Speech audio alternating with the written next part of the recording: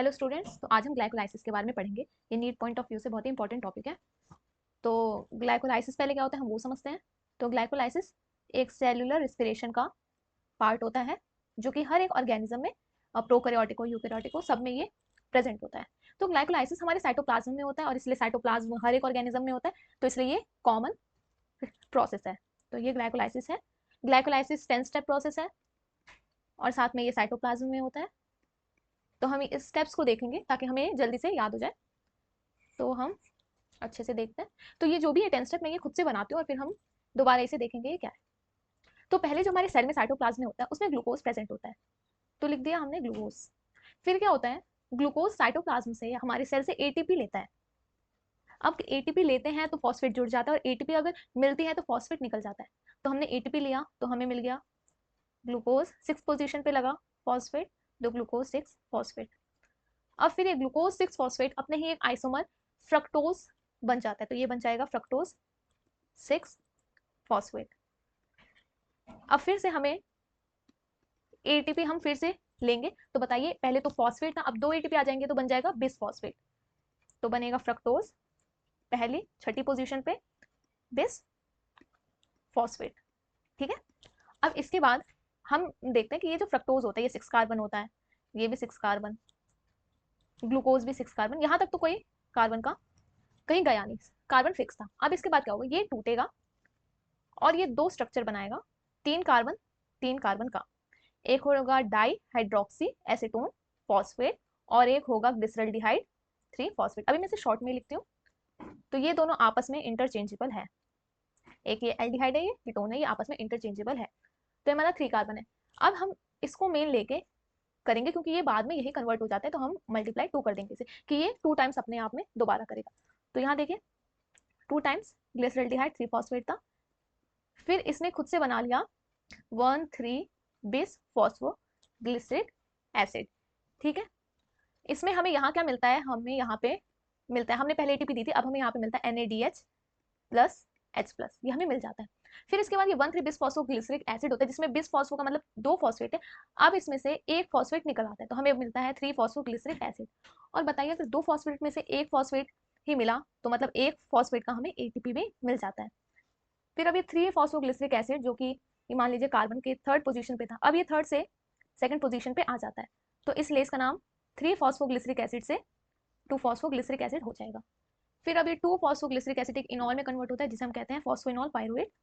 फिर उसके बाद ये एंड में हमारा जो मेन प्रोडक्ट होता है जिसका नाम होता है पायरुविक एसिड, उसमें कन्वर्ट हो जाता है और यहाँ पे भी हमें एक एटीपी मिलती है। तो ये 2 में था तो ये भी 2 times 2 times 2 times 2 times and 2 times, तो हमें ये 2 3 कार्बन के मॉलिक्यूल्स मिलते हैं। हम इस अच्छे से लिख देते हैं,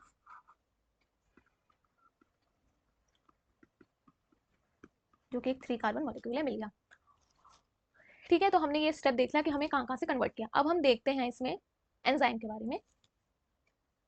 तो जहाँ पे भी फॉस्फेट आएगा वहाँ पे एंजाइम में काइनेज आएगा, तो यहाँ पे क्या आएगा काइनेज, जिसका नाम है हेक्सोकाइनेज।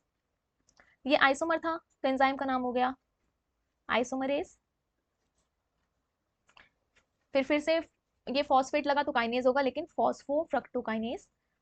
इसमें यहाँ एंजाइम होगा एल्डोलेज, एल्डोलेज। फिर यहाँ पे एंजाइम होगा, यही लिखिए ग्लिसरल्डिहाइड 3 फॉस्फेट, फिर डी हाइड्रोजनेस। इसमें फॉस्फेट मिला तो हम काइनेज ही लिखेंगे, लेकिन कौन सा काइनेज, फॉस्फोग्लिसरेट काइनेज। फिर यहाँ पे ये मूवमेंट हुई थी तो इसका नाम हम म्यूटेज लिखेंगे, मतलब मूवमेंट म्यूटेज से समझ लेना कि म्यूटेज आएगा यहाँ पे। फिर यहाँ पे हमें इनॉल मिला तो इसका नाम होगा इनोलेस। फिर हमें यहाँ पे एटीपी मिली तो काइनेज होगा, कौन सा काइनेज, पायरुवेट, क्योंकि पायरुवेट मिला तो पायरुवेट काइनेज। ठीक है। तो ये सारे हमने एंजाइम भी देख लिए। और ये 10 स्टेप कैसे हैं, तो पहला, दूसरा, तीसरा, चौथा, पांचवा, छठा, सातवां, आठवां, नौवां एंड दिस 10वां। तो इसलिए 10 स्टेप प्रोसेस हो गया। अब हम बुक का देखते हैं कि जो बुक में ये लिखा है, अब हम इसे आसान से समझ लेंगे। ये था यहाँ पहले ग्लूकोज कन्वर्ट हुआ ग्लूकोज 6 फॉस्फेट में, तो हमें देखिए ये एटीपी हमें लगानी पड़ी।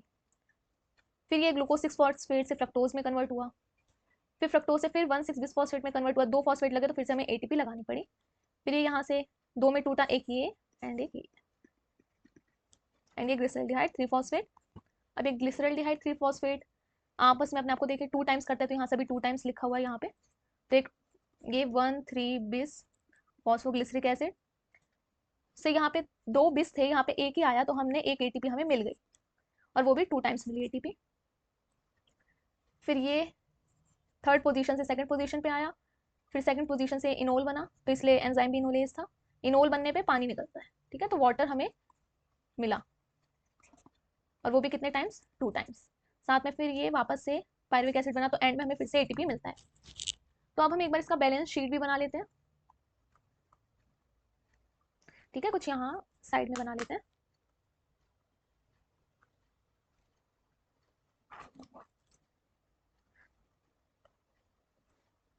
यहाँ पे बैलेंस शीट में कितने एटीपी आए, कितने एनएडीएच। तो देखिए एटीपी कितना था, 2 तो हमने दिया तो कंज्यूम हो गया, और 2 इंटू 2 बार एटीपी हमें मिला, तो हमें 4 एटीपी मिले और 2 कंज्यूम हो गए। तो जो हमारा नेट एटीपी है वो हमें मिला 2 एटीपी। और जो हमें नेट NADH मिला वो भी आपने देख लिया था कि एक बार मिला था, लेकिन वो 2 मल्टीप्लाई करेंगे 2 टाइम्स, तो हमें 2 NADH मिला। ये ग्लाइकोलाइसिस प्रोसेस से मिली। फिर आप ये भी कर सकते हो कि जब ये ETS में जाएगा तो एक NADH 3 एटीपी बनाएगा, तो 2 NADH 2 into 3 equal to 6 ATP में बना लेगा। तो इस तरह से अगर ग्लाइकोलाइसिस में नेट कितना एटीपी होता है तो 8 एटीपी लिखना, क्योंकि ये जो होता है ये वाला एटीपी सबस्ट्रेट लेवल फॉस्फोराइलेशन से, मतलब डायरेक्ट एटीपी हमें मिलता है 2 एटीपी, और जो नेट एटीपी होता है वो हमें 8 एटीपी मिलता है। ठीक है, तो आज के लिए इतना ही था। Thank you very much.